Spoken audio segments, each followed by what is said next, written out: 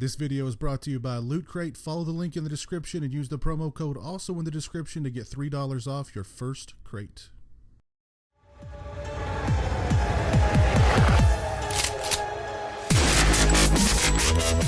Hey, what's up, people? Fizz out here, and today I want to talk to you guys about the 1990 remake of Night of the Living Dead. Now, this is going to be partly a movie review and a Blu-ray review. As you see, I am holding the Umbrella Entertainment Blu-ray release for Night of the Living Dead. So, first I'm going to talk about the film, then I'm going to talk about this release. I've never really talked about Night of the Living Dead, the remake, or really the original on this channel, so I want to remedy that right now. George Romero's original Night of the Living Dead, of course, is a landmark horror film. It's been praised, it's been revered, and very much duly so.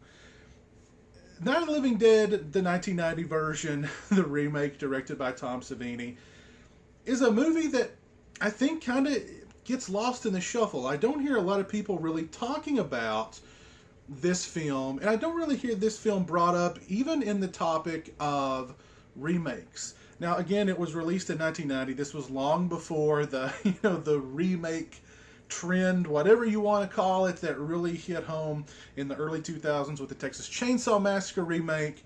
So this remake, I guess you could say, was maybe a little bit ahead of its time, and part of the reason why nobody talks about it very much. Now, as a film, I like the Night of the Living Dead remake. I think it's a well-done film. I think it's well-directed by Tom Savini. I think the cast is fantastic. Great casting in this movie. Tony Todd is perfect in the lead. He even looks like Dwayne Jones from the original Night of the Living Dead. Perfect casting, and of course he's a good enough actor to really carry it, and it's Tony Todd. Great performance from Tony Todd. Patricia Tallman in the film. I love her portrayal of Barbara, and I love how they changed Barbara in this film. In the original Night of the Living Dead, Barbara is just kind of catatonic for most of the movie. And Barbara, played by Patricia Tallman in this film, she has that moment of catatonia, but then she snaps out of it and she decides, it's nut up or shut up, and I'm going to...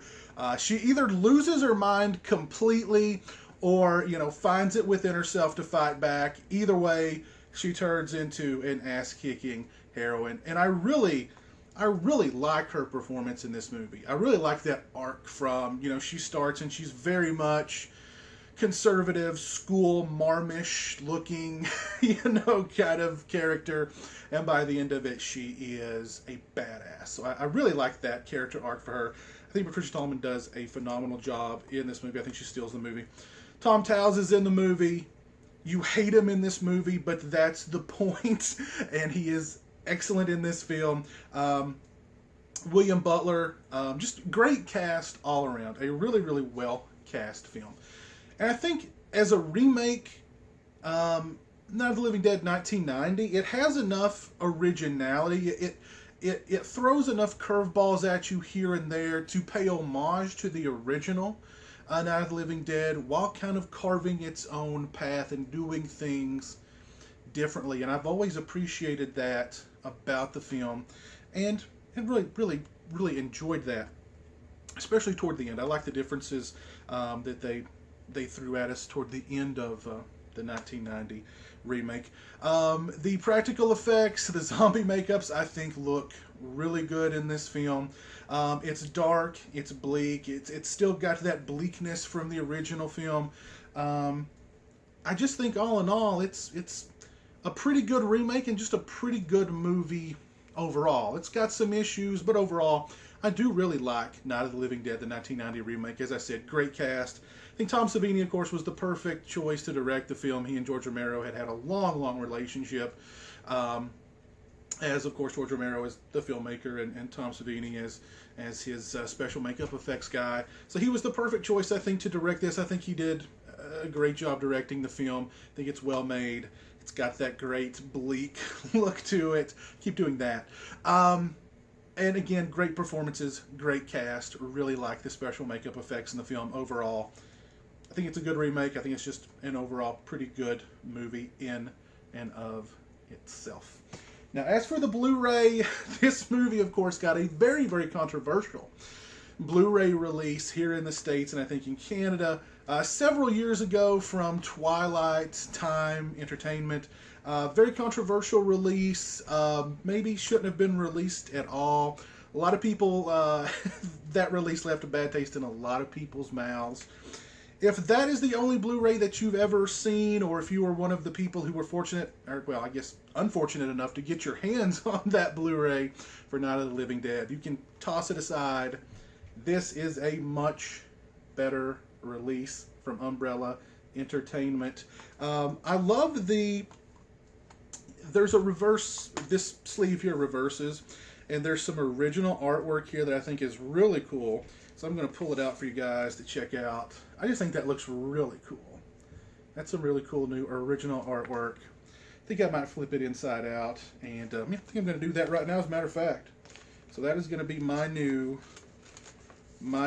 sleeve for the Night of the Living Dead 1990 remake from henceforth. Now we got some really good special features on this disc. I think on the Twilight Time release there was a commentary, and that's really it. On this film we've got quite a lot to sink our teeth into. First up, we've got a featurette called The Dead Walk. It was filmed in 1999. It's 24 and a half minutes long. We've got interviews with Tom Savini, John Volich, Russ Streiner, John Russo, Patricia Tallman. They discuss how the original film fell into public domain. Of course, you know, Night of the Living Dead, the original. There's 8 trillion different DVD releases of that film from just a countless slew of distributors because it's in public domain. They tell the story of how that happened. Basically, the original title for the film was Night of the Flesh Eaters. And just before they released the movie, they discovered that there was already a film, shocker, named Night of the Flesh Eaters. So they changed the name to Night of the Living Dead, but they didn't put that copyright, that little C in a circle next to the name. Somebody out there noticed that and said, this movie's mine now. So that's how they lost the rights to Night of the Living Dead, because it was not copyrighted. So they tell that story. They discuss how they approached the remake, how the culture had changed from the late '60s when the original Night of the Living Dead was coming out to the late '80s, the early '90s, and that was really what sort of why they decided to take Barbara in a different direction, which I think was a smart move. They talk about how they did the makeup effects. They actually, the special effects guys on this film, they actually set in on a real autopsy to sort of pone up on what the human body looks like when it's opened up, I guess. So that is attention to detail.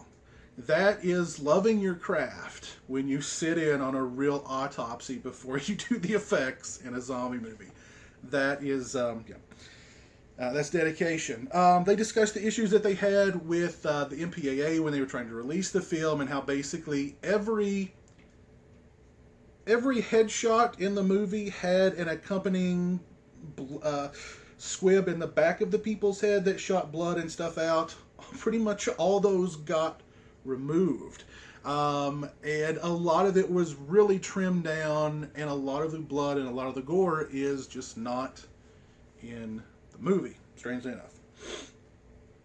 24 and a half minutes, but a lot is said in 24 and a half minutes. Great interviews. They talk about how really the remake was it was an attempt by John Russo and Russ Streiner to regain control of the copyright of the original Night of the Living Dead, while at the same time trying to, make some money off the name, because everybody else has made money off the name since, for 20 years. So why can't they, who actually made the first film, make some money off of it too?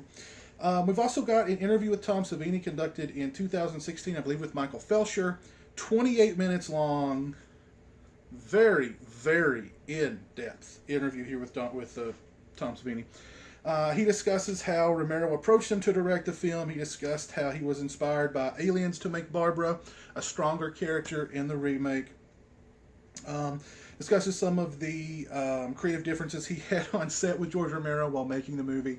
I think Tom Savini wanted to make a far more kinetic, comic booky, kind of EC Night of the Living Dead, which that kind of clashed with what George Romero wanted, which was very much a return to form with the original, bleak, dark, sort of almost documentary-like. And so they kind of butted heads a little bit there. He discusses casting the film, shooting the film. He discusses getting divorced during the film. He says about 30% of the film, the final product, is what he had intended. Said that for the longest time, he just hated the movie, that it just brought back awful memories for him, that it was not a pleasant time in his life, personally or professionally, while making the Night of the Living Dead remake, but that he sat in on a screening of it recently and was able to watch it objectively and was like, hey, this ain't that bad. So, really cool interview there. They also discussed, and I thought this was funny, I didn't know if this was a joke or not, I've never heard this rumor, that apparently there's a rumor with the Night of the Living Dead remake that at one point during filming, Tom Savini was having some drug issues, and George Romero had to step in and direct the movie. Savini is like, he's like, I'm 69 years old. Does it look like I'm on drugs? He flexes his guns. He's like, do I look like a drug addict to you? Which I was shocked. I was like, Savini's 69? Doesn't look it. But I've never heard that rumor, so didn't know if that was a rib or what. But he took it very seriously, and I'm guessing it is a serious rumor. We've got a 21-minute interview with special effects guys, John Vulich and Emmett Burrell. They discuss how they got hired to do the film. Their first assignment was to go to the mortuary, the local mortuary there in Pennsylvania, where they observed an autopsy, and they got to see the stinkers. And as they explain what a stinker is, basically a stinker is the unidentified bodies or the unclaimed bodies that they have to hold on to at a morgue for, I guess, a certain length of time before, in an attempt to in an attempt to identify them or someone to come forward and claim them. And they got to see those stinkers, and the way they described them was that it was not a very pleasant experience when they saw the stinkers. So, pretty interesting stuff there. They discuss how they executed a lot of the effects in the film, etc., etc. Really nice interview there, 21 minutes. Yeah, the stinkers. Did not sound like a pleasant experience at all. We've got a 16-and-a-half-minute interview with Patricia Tallman, who played Barbara in the film. Very interesting conversation with her. She talks about getting cast. She talks about her approach to Barbara. She talks about working with Tom Savini, with working with George Romero, etc., etc. Really nice interview with Patricia Tallman there. We've got 8 minutes of behind-the-scenes footage, mostly just them setting up shots, setting up special effects shots, testing the zombie makeups and stuff like that. We've got a theatrical trailer, and we've got a commentary with Tom Savini. I'm not sure if this is the same commentary from the Twilight Time release. It most likely is, but I don't know because I didn't buy that Twilight Time release. I didn't watch the entire film with the Savini commentary. I watched about the first 15 minutes, skipped forward to about an hour, watched it, skipped forward a little bit further, watched it. And it's just him in this commentary, and when you just have one person doing the commentary, typically the director, there's a lot of silence. There wasn't very much silence from what I saw when I watching the commentary with Tom Savini, so it seemed like a pretty entertaining commentary with Tom Savini, not a lot of silences, which is always good, so yeah. The picture quality and the sound quality for the disc were both good, I think. This isn't like a 4K transfer of the original camera negative or anything, but it is presented in 1080p. It looked good. It looked a lot better than Twilight Time, at least the frame from the Twilight Time release that I saw. This looks much, much better. The sound quality I thought was really good as well. So, very good release here from the fine folks over at Umbrella Entertainment. I'll put a link to their website in the description below.